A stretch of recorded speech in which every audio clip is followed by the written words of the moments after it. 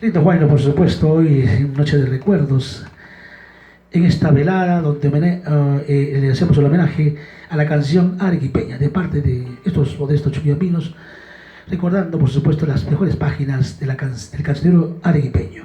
El guayno, el valse, la marinera, la pampeña, el yarabí, que también es un género que ya no se interpreta, pero también nos tocaremos el transcurso de las grabaciones aquí en Canal de Cervantes y por supuesto con el trío Chuquibamba, los Cervantes, Colonia Cervantes, trío Cervantes, para darles por supuesto esta página musical emblemática grabada en 1962 por el trío Los Cervantes de la provincia de Conde Suyos, desde Chuquibamba.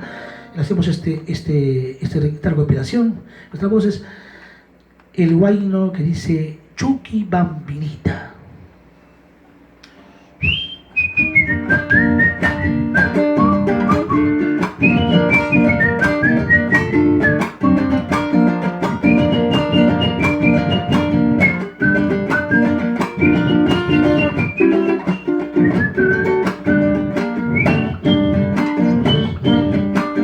Por allá arriba, por allá abajo, tengo mi camino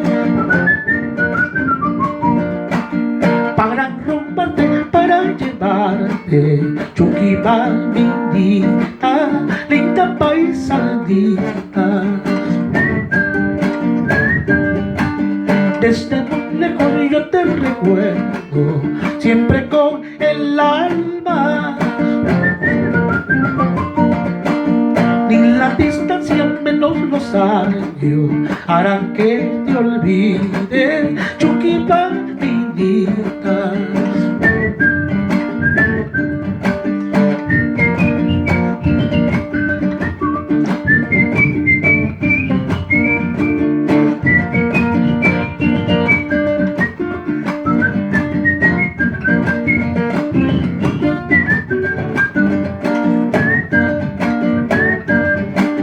Al dedicarte mi triste canto, quiero que comprendas